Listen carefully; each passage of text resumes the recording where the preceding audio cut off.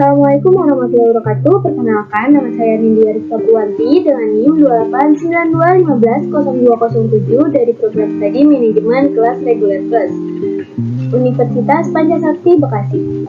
Di video kali ini saya akan membahas tentang mata kuliah perpajakan 1 dengan dosen pengampu Bapak Rahmat Pramukti SE MSI.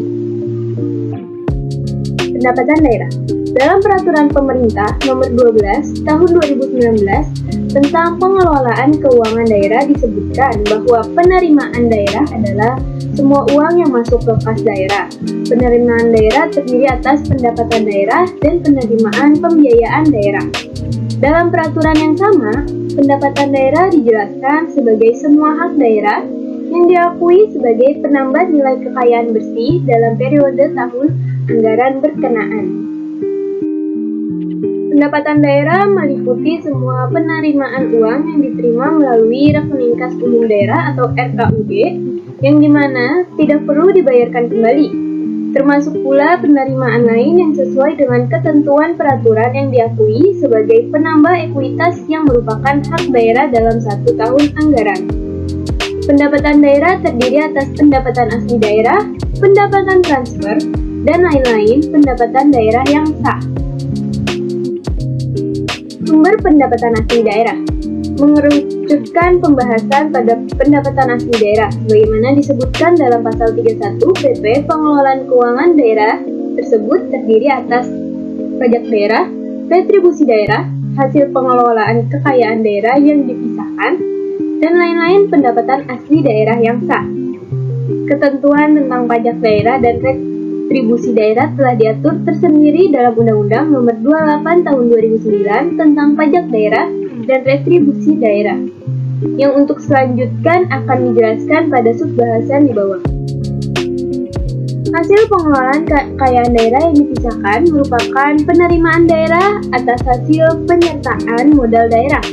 Sementara lain-lain pendapatan asli daerah yang sah berdasarkan ayat 4 pasal 31 tersebut terdiri atas hasil penjualan BMD yang dipisahkan, hasil pemanfaatan BMD yang tidak dipisahkan, hasil kerjasama daerah, jasa giro, hasil pengelolaan dana bergulir, pendapatan bunga, penerimaan atas tuntutan ganti kerugian keuangan daerah, penerimaan komisi, potongan, atau bentuk lain sebagai akibat penjualan, tukar-menukar, hibah, asuransi, atau pengadaan barang dan jasa termasuk penerimaan atau penerimaan lain sebagai akibat penyimpanan uang pada bank.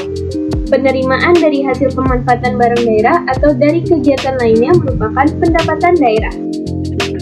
Penerimaan keuntungan dari selisih nilai tukar rupiah terhadap mata uang asing, pendapatan denda atas keterlambatan pelaksanaan pekerjaan, pendapatan denda pajak daerah, pendapatan denda retribusi daerah, pendapatan hasil eksekusi atas jaminan, pendapatan dari pengembalian, pendapatan dari BLUD, dan pendapatan lainnya sesuai dengan ketentuan peraturan perundang-undangan.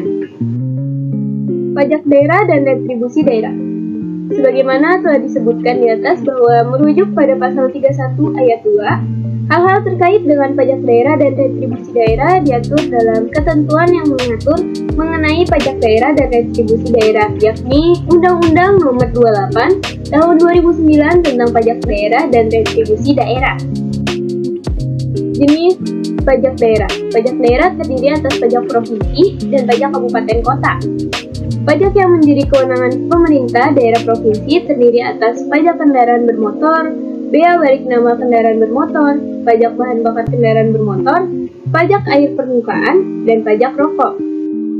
Sementara pajak yang menjadi kewenangan pemerintah daerah kabupaten atau kota terdiri atas pajak hotel, pajak restoran, pajak hiburan, pajak reklame, pajak penerangan jalan, pajak mineral bukan logam dan batuan, pajak parkir, pajak air tanah, pajak sarang burung walet, pajak bumi dan bangunan perdesaan dan perkotaan, dan bea perolehan hak atas tanah dan bangunan.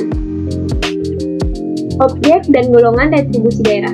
Dalam Undang-Undang Pajak Daerah dan Retribusi Daerah tersebut, objek retribusi daerah diatur dalam pasal 108 yang terdiri atas jasa umum, Retribusi yang dikenakan dalam objek ini digolongkan sebagai retribusi jasa umum. Yang kedua ada jasa usaha. Retribusi yang dikenakan dalam objek ini digolongkan sebagai retribusi jasa usaha. Dan yang ketiga perizinan tertentu. Retribusi yang dikenakan dalam objek ini digolongkan sebagai retribusi perizinan tertentu. Strategi peningkatan pendapatan pajak daerah dan retribusi daerah. Salah satu upaya untuk meningkatkan pajak daerah adalah dengan melaksanakan program intensifikasi dan ekstensifikasi pajak daerah. Intensifikasi pajak daerah adalah kegiatan optimalisasi penggalian penerimaan pajak terhadap objek serta subjek pajak yang telah tercatat atau terdaftar dalam administrasi pemerintahan daerah. Sedangkan ekstensifikasi pajak daerah adalah kegiatan optimalisasi penerimaan pajak terhadap objek serta subjek pajak yang baru. Beberapa kegiatan yang dapat dilakukan sebagai upaya intensifikasi yaitu peningkatan penyuluhan pajak, peningkatan pembukuan berbasis sistem informasi atau teknologi, perbaikan administrasi pungutan maupun operasional, peningkatan pengawasan dan pengendalian pungutan. Sementara kegiatan yang dapat dilakukan sebagai upaya ekstensifikasi adalah penyisiran subjek pajak baru dengan cara membuat nomor pokok wajib pajak daerah atau NPWPD, membuka lahan milik pemerintah daerah yang masih menganggur untuk dapat diciptakan menjadi wilayah bisnis baru.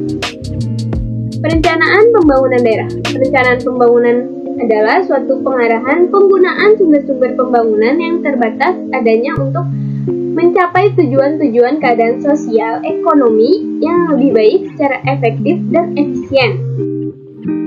Penyusunan RPJM daerah dilakukan melalui urutan kegiatan. Yang pertama, menyiapkan rancangan awal rencana pembangunan. Yang kedua, penyiapan rancangan rencana kerja. Yang ketiga, musyawarah perencanaan pembangunan. Dan yang keempat, penyusunan rancangan akhir rencana pembangunan. Ciri perencanaan pembangunan. Yang pertama, suatu rencana untuk mencapai perkembangan sosial ekonomi yang tetap atau steady economic growth. Yang kedua, usaha untuk meningkatkan pendapatan per kapita. Yang ketiga, usaha untuk mengadakan perubahan struktur ekonomi. Dan yang keempat, perluasan kesempatan kerja. Prinsip perencanaan pembangunan daerah meliputi merupakan satu kesatuan dalam sistem perencanaan pembangunan nasional dilakukan pemerintah daerah bersama para pemangku kepentingan berdasarkan peran dan kewenangan masing-masing, mengintegrasikan rencana tata ruang dengan rencana pembangunan daerah. Sekian itu saja yang bisa saya paparkan, kurang lebih mohon dimaafkan apabila ada salah kata. Wabillahi taufiq wal hidayah. Wassalamualaikum warahmatullahi wabarakatuh. Terima kasih.